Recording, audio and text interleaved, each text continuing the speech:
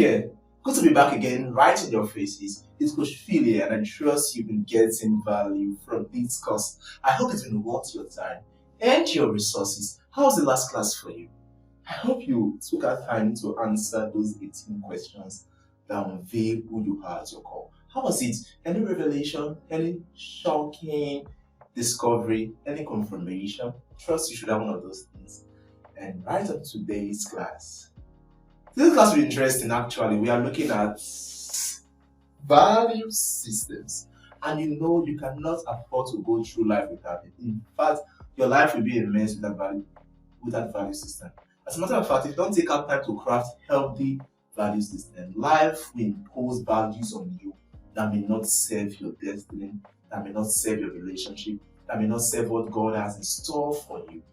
You see, during my undergraduate days, when I was to write my very last examination, my final examination, my very last paper, I went into this big hall that day for the examination where we had to write the examination.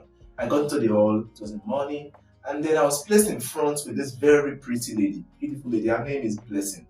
While the examination was on, at some point, maybe like an hour into the examination already, I looked at what Blessing was doing, and I noticed she was struggling with a particular number I have answered already. And I was like, Blessing, do you need help with number 2? And she was, what do you mean? Will you answer me? Do you need help with number 2?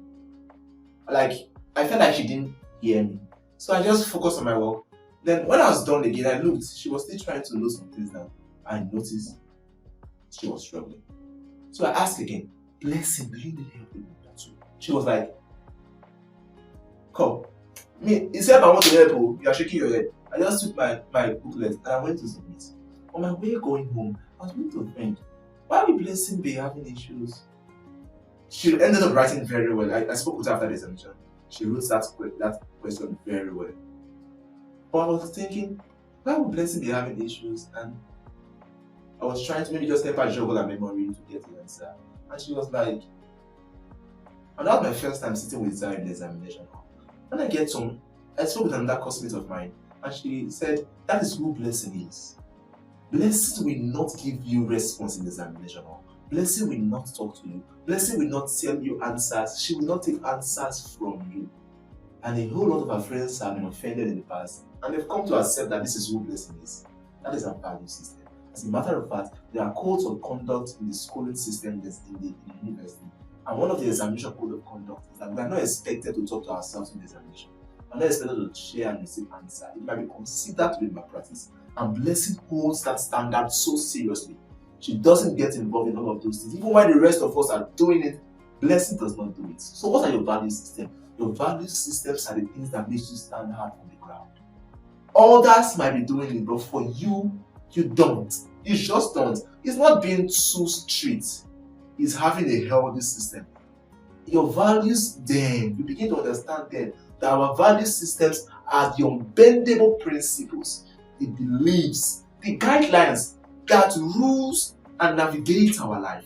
They are the things that dictate how our relationship should go. Your values are those principles that raise their heads up during conversation with your friend, with the opposite sex, with your boss, or just with anybody. Your values are the things you will not compromise for. When it comes to do with your value system, they are the things you don't mind offending a friend for. You don't mind offending a business partner for. These are my values, and these are my values. I remember the story of Sandra. Sandra works in this reputable organization. One of those days she was done with the task. Sandra literally killed the task, and she went on to submit to her boss. And when the boss went through, we were like, wow, Sandra, this is beautiful. I absolutely love what you did.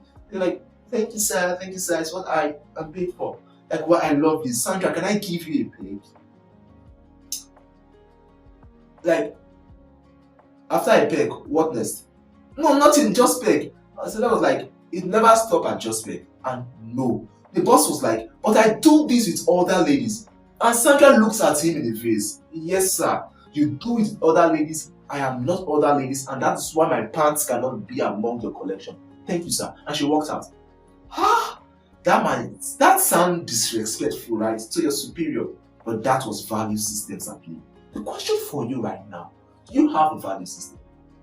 You've met who you are at your core. Do you have a value that drives your life, that drives your relationships, that drives how you do business, that drives how you even fellowship with God? Do you have a value system that you will not compromise even if nobody is watching you? Do you have the systems in place that people come around your life and they understand that there is a system in place you cannot break? It does not drink.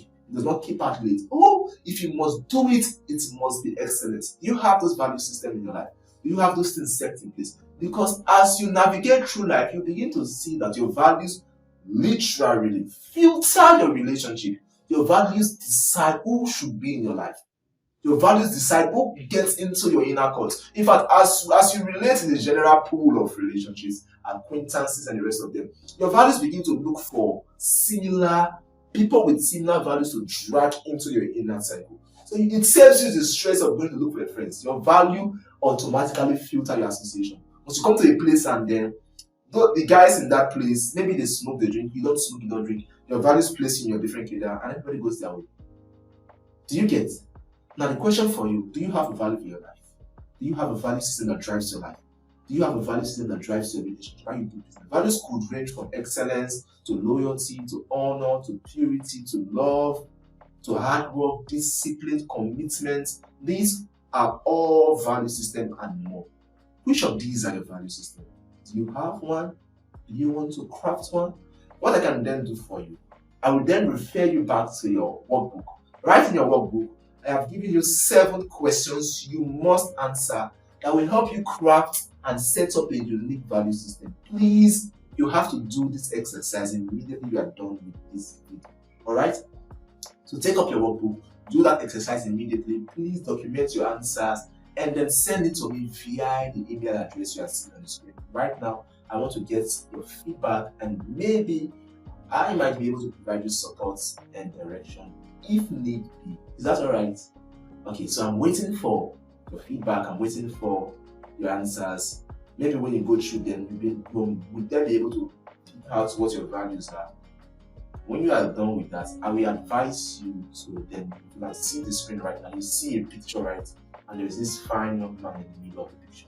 Yes, do this same thing for yourself. And these circles you still see around, please start imputing your values there and keep seeing them, keep looking at them. Let it become a part of your life. If your destiny requires excellence, excellence should be a core value. Oh, if your relationship requires purity, purity must be a core value. You will not compromise.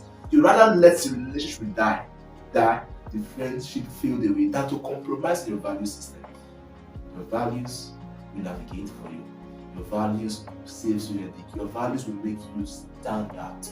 Again, do not round off from this class and not do that activity. So get back to your workbook. We have work to do. We have you to unravel. We have you to unleash for your word. I'm counting on you, and until I see you again, I'll see you very soon. In fact, I'm waiting for your emails. I'll talk to you very soon.